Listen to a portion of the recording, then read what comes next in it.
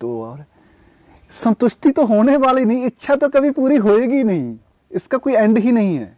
ये तो अपने अपने मन को कंट्रोल करना है। हाँ ये है कि छोटी मोटी इच्छा जो होती हैं वो पूरी हो जाती हैं जल्दी, वो मेहनत करें। ठीक है, चलो अपनी औकात के हिसाब से जितना का हमारा कम बजट है उससे हिसाब से हमारी इच्छा पूरी हो जाती है। लेकिन जब हमारी वो इच्छा पूरी हो तो हमारा बढ़ता जाता है, हमारी तृष्णा बढ़ती जाती है, इसका कोई अंत नहीं है। तो बिना, मेरा कहने का मतलब जो तृष्णा को रोकने का कोई उपाय नहीं है?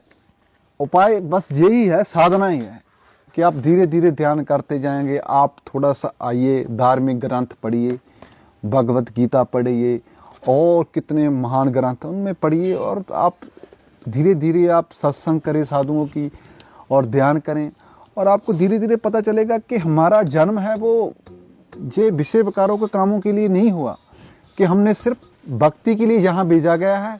हमने ध्यान करना है, मुक्ति लेनी है, जन्म मन का चक्कर मुकाना है। हमें इसीलिए जहाँ पे जन्म मिला है कि आप जाओ और ध्यान करो।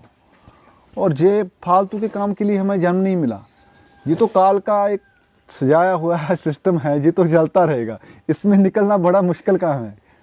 ये तो आपको जाल में फंसा के रखेगा। अब ये हो गया, देखो अब पहले क्या सिस्टम होता है कि बच्चा बड़ा हो गया, जवानी होगी, अब लड़की गर्लफ्रेंड बन गई और उसके बाद शादी करवा लूँ, फिर ध्यान करूँगा, शादी होगी, ठीक है। अब बच्चे हो गए, जे ध्यान नहीं करने देते, जे रौला रप्पा करते रहते हैं, अब कैसे करें, इनको थोड़ा बड़े हो गए, अब करेंगे, थोड़ा करेंगे, अब इनकी शादी करनी है, उनकी टेंशन, बच्चे की लड़ाई होगी किसी के साथ, उसकी बीवी के साथ झगड़ा हो गया, वो टेंशन वो होगी, उसके बाद पोते हो गए, अब मैं पोते का शादी कर दूं।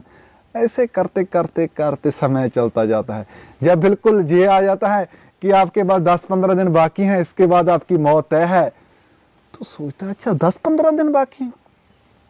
तब एकदम परमात्मा याद आता है कि हे भगवान बचा ले, अब 15 दिन बाकी है। तो फिर 15 दिन में क्या होगा? 15 दिन में तो कुछ नहीं होने वाला। 15 दिन में तो अगर आपके पास 15 साल है तो भी कम है, क्योंकि जो बुजुर्ग अवस्था आ जाती है ना, जो मैं कहता हूं जितने भी नौजवान हमारी वीडियो देख रहे हैं, मैं उनको बोलना चाहता हूं कि ध्यान और साधना के लिए सबसे अच्छी एज जवानी है। अगर जवानी में आप ध्यान कर रहे हो तो बहुत अच्छा है। अगर आप चाहते हो तो बुजुर्ग होकर आप ध्यान करोगे तो कैसे बैठोगे 3-3 घंटे 4-4 घंटे पंथी मार के? तब आपके गोडे दर्द करेंगे, ये दर्द करेगा, इतने टेंशन बोझ। और आपका डाटा अभी जो हमारी एज के हिसाब से अगर जवानी में 25-30 साल की एज में ध्यान कर रहे हैं तो आपका 25-30 साल का डाटा डिलीट होता जाएगा। अगर आप बुजुर्ग हो गए 80 साल के होकर ध्यान करना चाहते हो तो 80 साल का डाटा कैसे डिलीट करोगे? इतना इकट्ठा कर हो जाता है। तो बस फिर तो वो एकदम कहता है कि अब मौत नजदीक जब दिखने लगेगी तो फिर ध्यान करने के लिए सोचता है। अब ये सोचो कि आपके पास सब कुछ दे दिया आपको। एक आदमी कहता है कि हमको गाड़ी चाहिए, पैसा चाहिए, अच्छी सुंदर सुंदर, ओ चुप बंद करी, हमें अच्छी अच्छी लड़कियां चाहिए, उसको सारा कुछ दे दिया।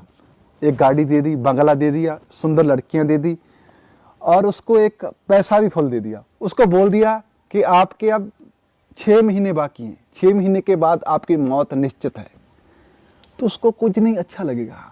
वो गाड़ियां, वो बंगला, वो लड़कियां, वो कहेगा सब व्यर्थ है, ये तो मेरे तो 6 महीने रह गए, तो वो अच्छा नहीं लगेगा।